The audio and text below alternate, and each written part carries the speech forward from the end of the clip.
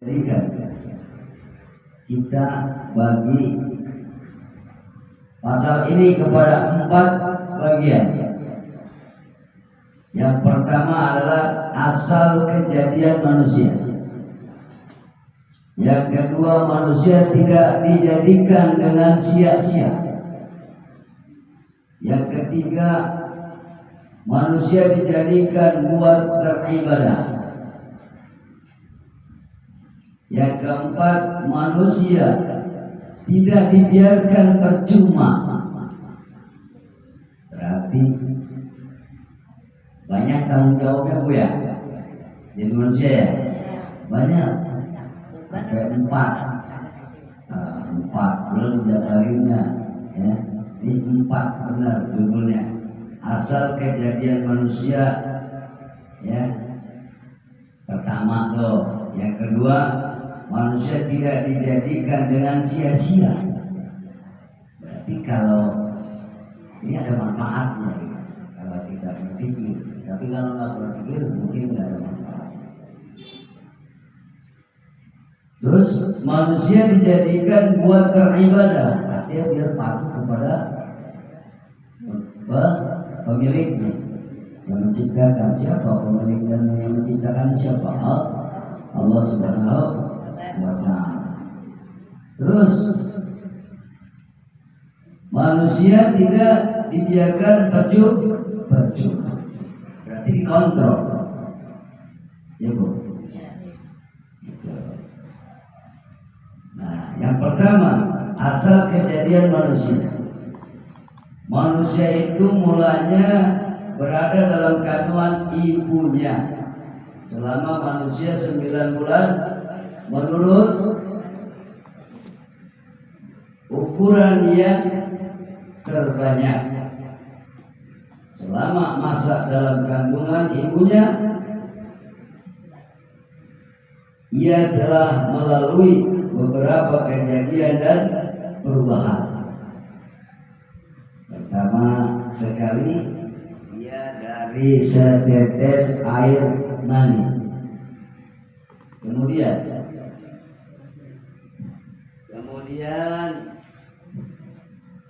berubah setelah beberapa lama menjadi segumpal darah.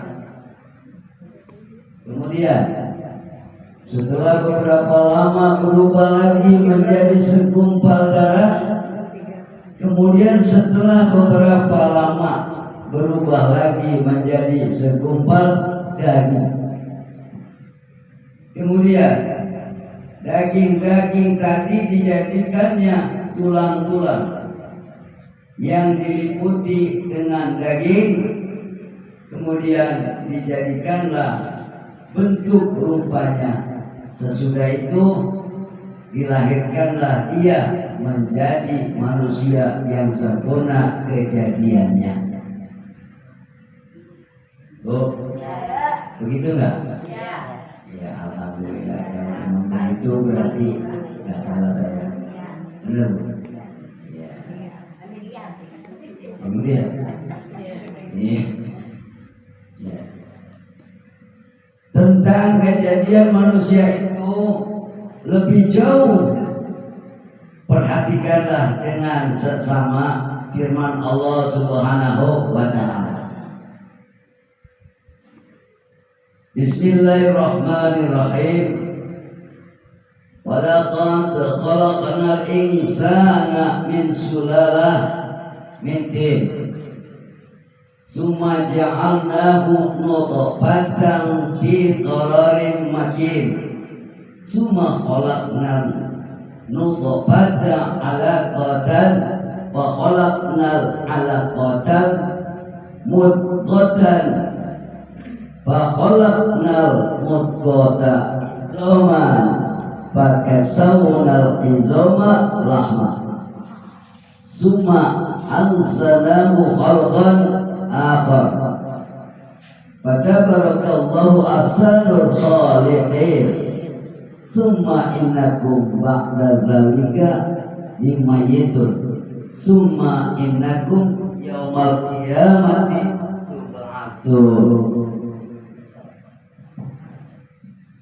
Surat Al-Mu'minun ayat 12 sampai 13. Yang artinya dan sesungguhnya kami telah jadikan manusia dari air yang tersaring dari tanah. Kemudian kami jadikan dia setitik mani di tempat ketetapan yang terpelihara. Kemudian kami jadikan mani itu segumpal darah. Lantas darah itu kami jadikan segumpal daging. Lantas daging itu kami jadikan tulang-tulang. Lalu tulang-tulang itu kami liputi dengan daging. Kemudian kami jadikan dia satu kejadian yang lain. Apa itu yang lainnya? Sifatnya. Maka Maha Suci Allah sebaik-baik pembikin. Kemudian sesungguhnya kamu sesudah itu jadi bangkai. Bangkai. Nah, jadi bangkai. Sesudah itu sesungguhnya kamu sesudah itu jadi bangkai. Kemudian sesungguhnya kamu pada hari kiamat akan dibangkitkan. Serem ya? Serem. Oh, seram. Kalau yang berpikir. Tapi bisa juga enggak. Kalau yang enggak berpikir. Jadi ilmu itu sebenarnya kalah sama akal dan pikir. Karena manusia punya ilmu asalnya 1 tambah 1 sama dengan 2. Ya. Yang satunya akal, satunya pikiran, sehingga mencapai ilmu. Tapi kalau akal dan pikiran nggak berpikir, nggak berakal, ilmu nggak akan sampai. Ibu nih saya yakin asli namanya orang berakal dan berpikir. Makanya pengarit polong yang harusnya tidur enak, ibu datang. Karena akal pikiran jadi kuat iman. Kuat iman jadi punya ilmu. Coba kalau ibu tidur di rumah paling ngimpi yang serem. Iya. Karena biasa ngaji nggak ngaji, impinya jadi serem. Iya. Iya kan? Mimpi apa Tina? Iya. Tidak tahu juga sudah mandi.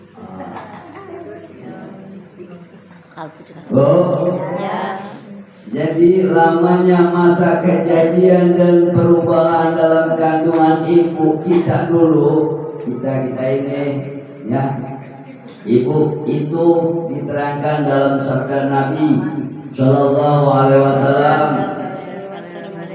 Inna ahadakum yujma'u khalquhu fi batni ummihi arba'in yawma nutfah summa yakunu alaqatan misla zalik summa yakunu mudghatan misla zalik summa yab'atsullahu ilaihi malaka wa yu'maru bi arba'in kalimat wa yuqalu lahu uktub amalahu wa rizqahu wa ajalah wasyaqiyun aw sa'id summa yunfahu bihi ruh. Ini rawahul Bukhari wa Muslimun wa Abu Dawud wa Nasa'i wa Tirmidzi wa wa Ibnu Majah an Ibnu Mas'ud. Riwayatnya dari Abu Hurairah wa Muslim, Abu Dawud, wa Nasa'i wa Tirmizi bin Majah an Ibni Mas'ud dan bin Mas'ud. Artinya sesungguhnya seseorang kamu dikumpulkan kejadiannya dalam perut ibunya 40 hari sebagai setitik mani, kemudian menjadi segumpal darah seperti itu juga 40 hari, kemudian menjadi segumpal daging seperti itu juga 40 hari. Kemudian Allah mengutus malaikat kepadanya dan diperintah dengan 4 kalimat dan dikatakan kepadanya, tuliskanlah amalnya, rezekinya dan ajalnya, dan dituliskan jahat atau baik. Kemudian ditiuplah padanya rohnya. Jadi ada catatan 4. Jadi yang pertama kita dicatat, ya, malaikat diperintahkan oleh Allah. Kita pertama dicatat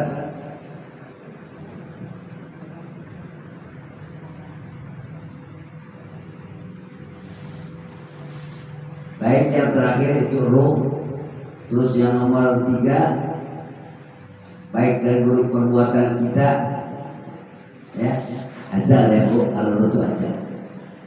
Terus yang ketiga nomor 3 saya mundur, baik dan buruknya perbuatan kita. Yang ketiga, yang kedua, amal perbuatan kita yang murni, yang baik, yang ibadah, sedekah, ikan Allah. Yang satu, ketaatan perintah Allah Subhanahu wa Ta'ala, itu dulu. Jadi manusia makanya harusnya berterima kasih kepada Allah. Makanya dikasih modal kita akal dan pikiran dari Allah untuk mengenal Allah. Harusnya memang kita harus berterima kasih. Nah inilah mudah-mudahan orang-orang berterima kasih ya kayak gini, yang enak mati dulu di rumah, tapi berusaha akal pikiran untuk mencari ilmu agama Allah. Ini namanya orang-orang yang mengucapkan puji dan syukur.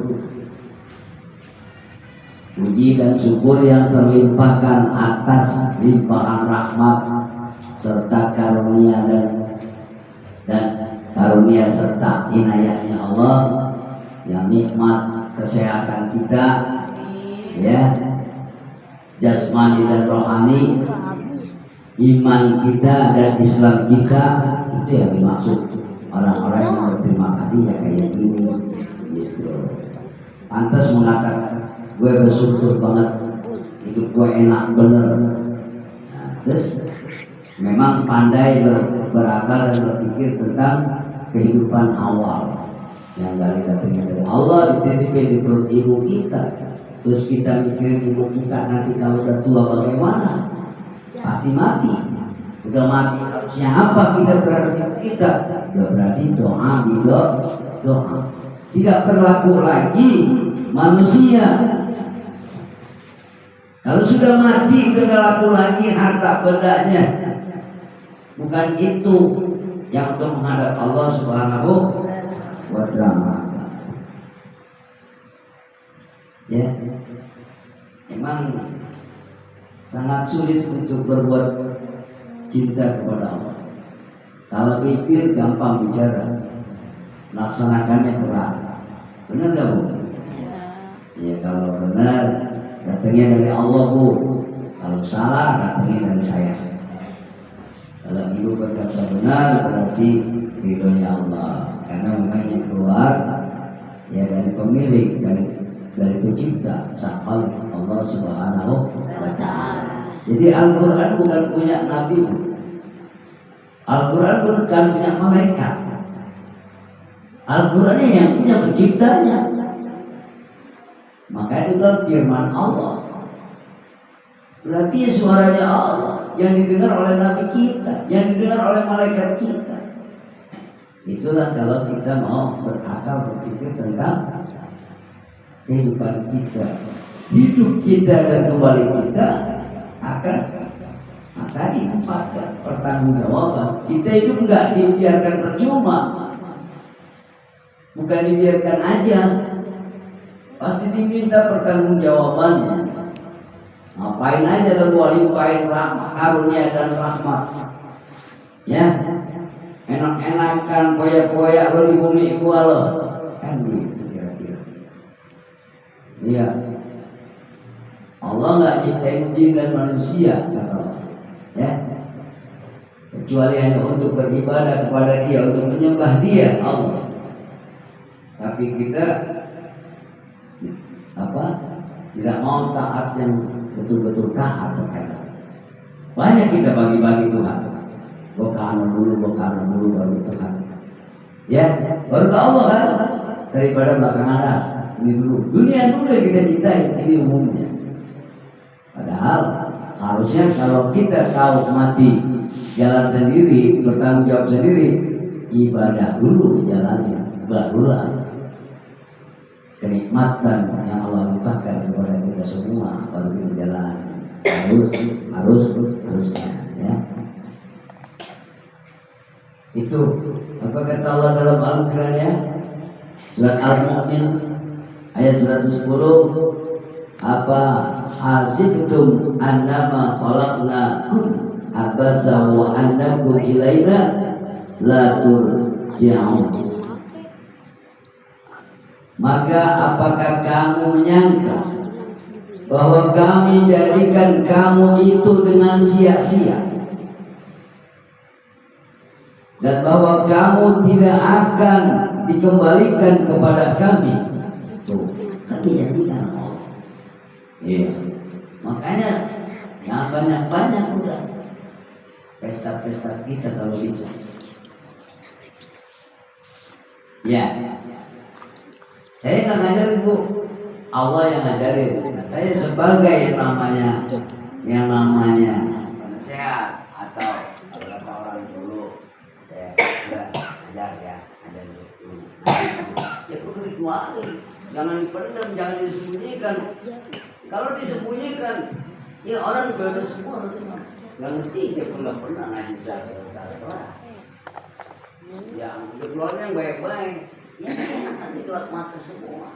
Benar nggak, Bu? Iya, ini kudu dikeluarkan. Ini surat Al-Mu'minun ayat 110. Makanya di sini dijanjikan manusia ya, tidak dijadikan dengan sia-sia. Ada ayatnya, ada firman Allah, apa hasibtum annama khalaqnakum abasa wa annakum ilaina la tarja'un. Artinya, maka apakah kamu menyangka bahwa kami jadikan kamu itu dengan sia-sia, dan bahwa kamu tidak akan dikembalikan kepada kami? Itu firman Allah. Hati-hati.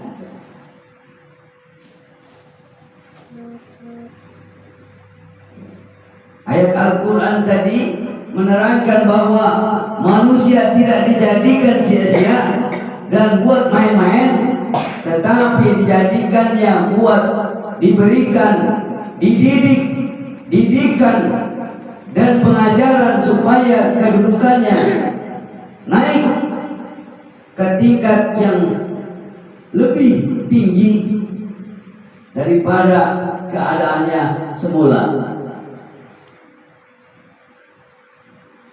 yang tak ubah dengan hewan. Kemudian dikembalikan kepada Allah untuk diperiksa amalnya dan diberikan pahala kebenarannya. Jadi siapa yang taat diberikan bukti kebaikannya selama hidup di dunia. Siapa yang murka kepada Allah jadi kasih pahala keburukannya, catatan keburukannya, bukan pahala, dosa keburukannya.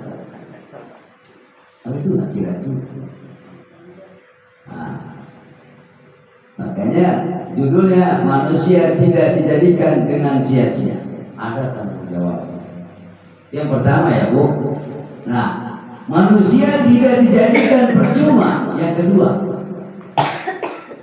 ayat sabul insanu ayyut suraka sudah alam yakunat bata min mani yumna summa kana ala qatar wa khalaqa fasawa faja'ala minhu zawjayn la zakara wal unsa alaysa zalika biqadirin ala ayuh iyal mauta.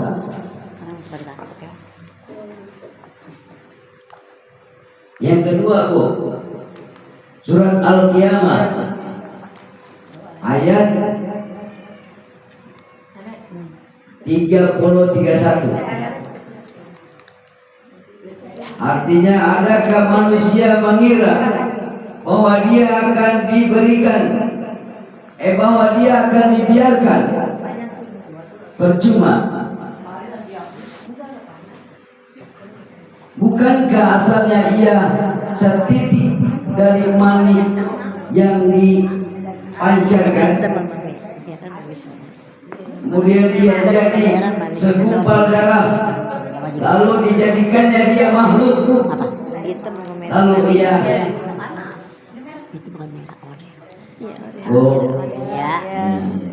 ini kan sebenarnya sengit nih, sebenarnya benar nih ya Bu. Ibu, ini sebenarnya kejadian kita yang lagi cerita ini, Al-Quran, ya Bu. Tenang dulu ya Bu, supaya ada manfaat.